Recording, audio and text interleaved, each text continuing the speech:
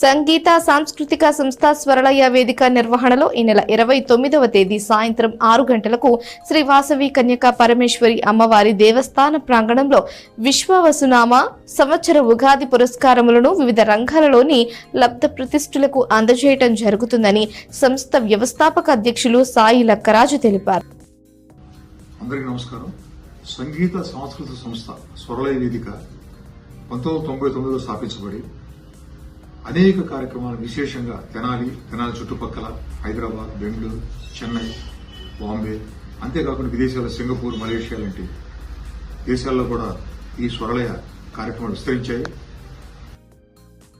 గత 25 సంవత్సరాలుగా సుమారుగా ఈ బ్యానర్ మీద 400 పైచీలకు కార్యక్రమాలు చేశాం.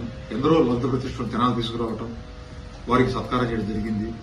అందులో విశేషంగా గత 24 సంవత్సరాల నుంచి అప్రతిరహితంగా అజరామరంగా అఖండంగా నిర్వహిస్తున్న కార్యక్రమాల్లో ఉగాది పురస్కారాలు ఒకటి. ఈ సంవత్సరం జరగబోయే ఉగాది పురస్కారాలు స్వరలయ రజతోత్సవ ఉగాది పురస్కారాలు.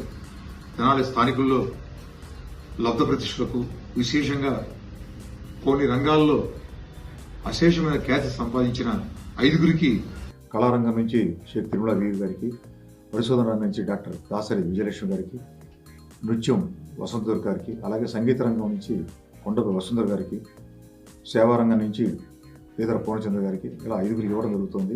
ఈ కార్యక్రమానికి Andhra Pradesh joint action committee chairman, రాష్ట్ర రెవెన్యూ అసోసియేషన్ అధ్యక్షుడు ఉప్పరాజు వెంకటేశ్వర గారు తదితరులు ఈ కార్యక్రమాన్ని విచ్చేస్తున్నారు.